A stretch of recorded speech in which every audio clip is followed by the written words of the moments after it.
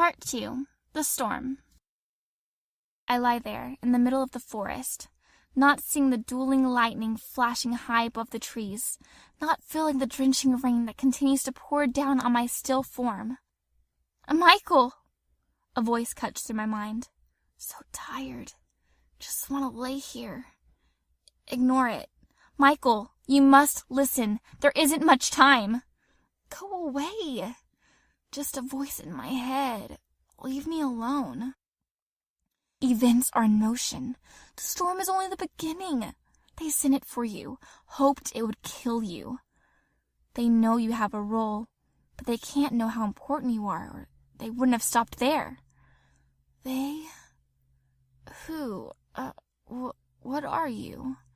Quiet! There's no time! We have to... Wait. Oh no, Michael.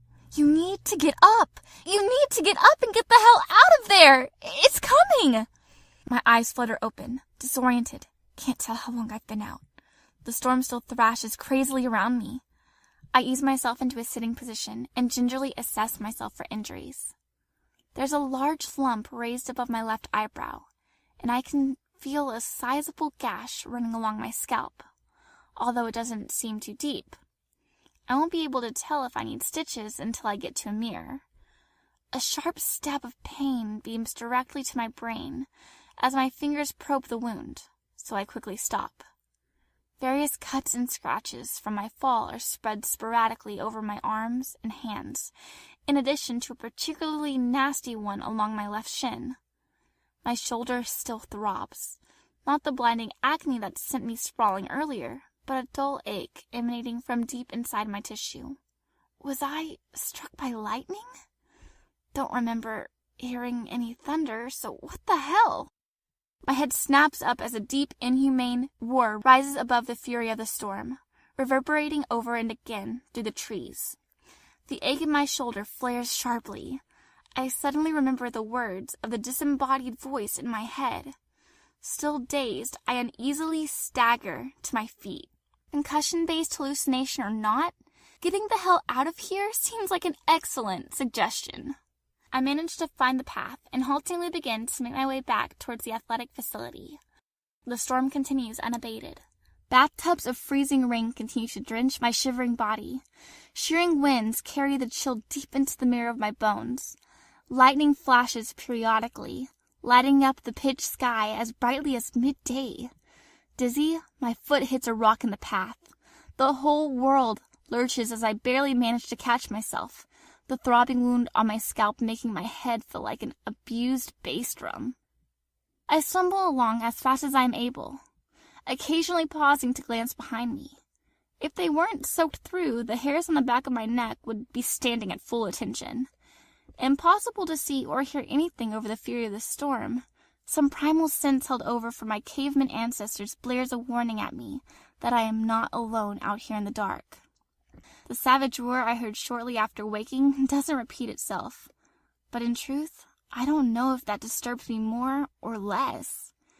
If I hear it again, that means whatever made the sound exists and is somewhere in the woods with me, but at least I would have an idea where.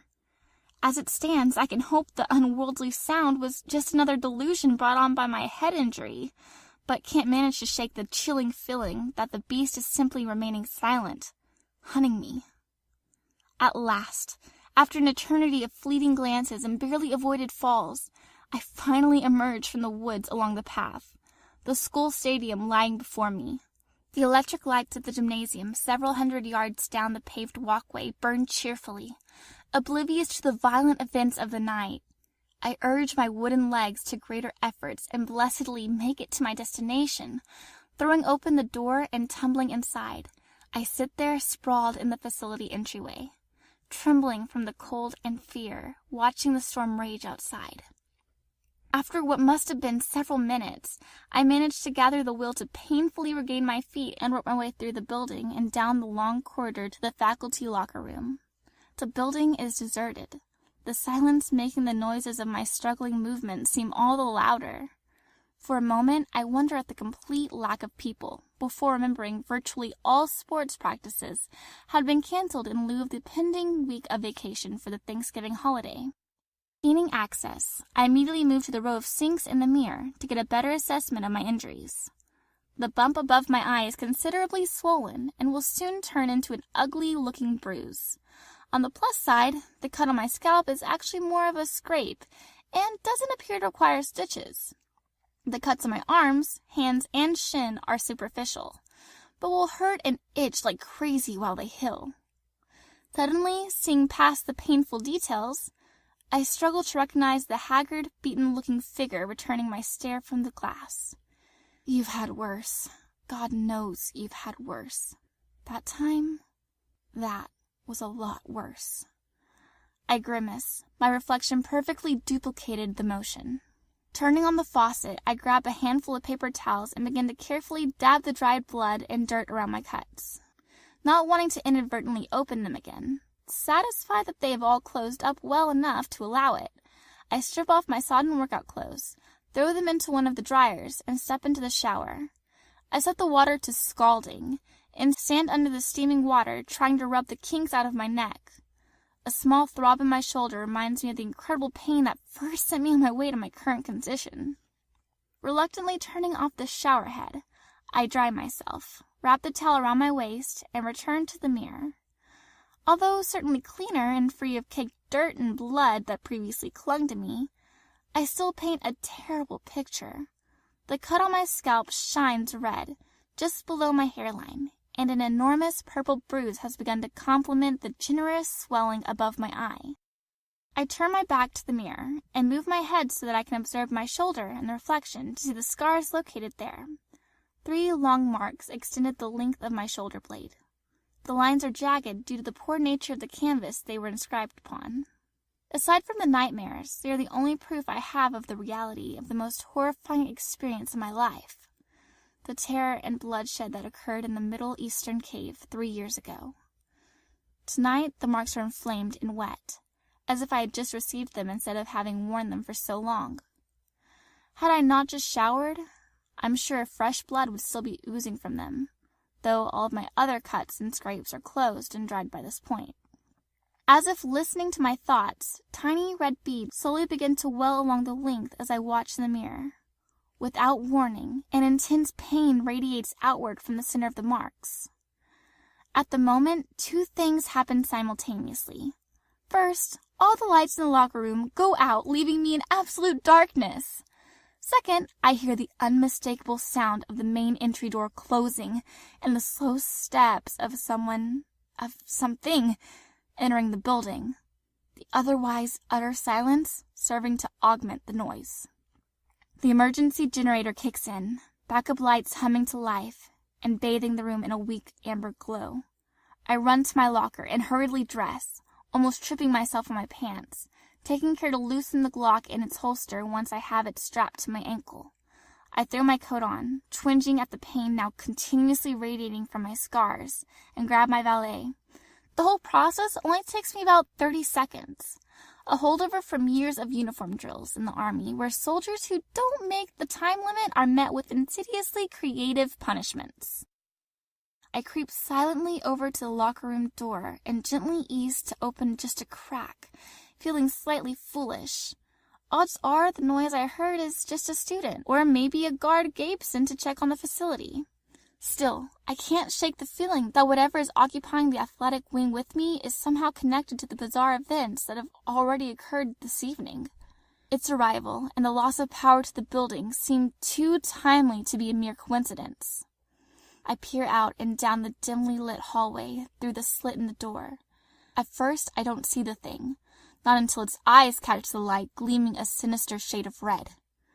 My breath catches in my throat as a wave of pure terror thunders through my suddenly rigid body. My shoulder screams almost as badly as in the woods. My mind is struck dumb. Crazed, gibbering crowds out all rational thought.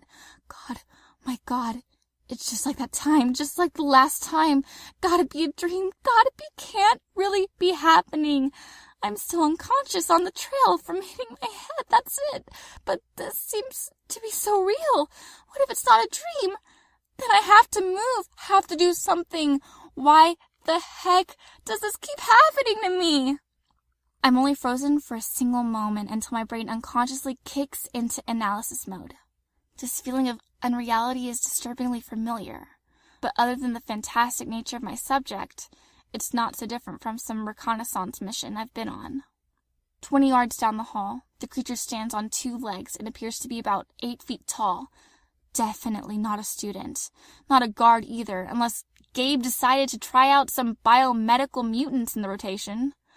Other than its immense size, I can't determine any further details about the entity because of the way the shadows seem to bend around it, almost as if light is absorbed once it gets within about a yard of the creature. As I watch, it raises its head as if sniffing the air. A chill runs down my spine as I realize that's probably exactly what it's doing. Its head snaps forward, its incredible blood-red eyes fixed directly on the door concealing me. Ever so slowly, it begins silently stalking down the hallway, hunched into a hunting posture, moving with the powerful grace of a natural predator. My fight-or-flight response frantically initiates. Logically, I have no knowledge of the identity of the creature, and the Glock only holds 7 bullets. Something that size, it's possible the gun will be empty before successfully incapacitating it. The military doctrine drilled into me stresses only committing to fight when possessing knowledge of the enemy, initiative, and a decisive advantage. At this point, I lack all of those. I reach the conclusion to conduct a tactical withdrawal. To say I'm retreating sounds so much more cowardly. At this point, I lack all of those. I reach the conclusion to conduct a tactical withdrawal. To say I'm retreating sounds so much more cowardly. Fortunately, Haverbrook has equipped all its locker rooms with multiple exits for use in case of an emergency, although I hardly think my current situation was considered in their plans. As smoothly and quietly as I'm able, I gently close the door and throw the deadbolt, locking it from the inside. I have little hope that that flimsy metal will impede the monster for more than a couple seconds, but I'll take any opportunity to up my odds for survival. Wounds throbbing uncontrollably, I hobble to the far side of the locker room to the emergency exit as quickly as I can and push through it, emerging into a utility hallway. No alarm sounds. The electricians must have foolishly attached their warning system to the primary power grid. Wounds throbbing uncomfortably, I hobble to the far side of the locker room to the emergency exit as quickly as I can, and push through it, emerging into the utility hallway. No alarm sounds. The electricians must have foolishly attached the warning system to the primary power grid, though it's not as if help would be able to reach me in time anyway. I break into a limping run towards the shining red exit sign that seems impossibly far away. Just as I reach it, I hear what can only be the sound of a rudely abused deadbolt shearing in two, and the locker room door being thrown inward off its hinges. I shove the exit door open, finally reaching the outside of the facility. To my relief, the storm has abated, though in its wake an unnaturally thick and vicious fog has crept in, sinuously enveloping the world in an incredibly dense cloud of white and reducing visibility to little better than nothing. I consider my options. I could try to hide somewhere nearby, but it seems the creature is tracking me by smell or some other method that would likely find me fairly quickly. That means my best bet is to try and put as much distance between me and it as fast as possible. I glance at my watch and see that it is just now 6:15. If I push myself, I may be able to make the 6:20 back towards Overbrook. I make my decision. Pain and exhaustion slowly overcoming my rush of adrenaline, I stagger forward towards the station. I really hope the bloody train is on time.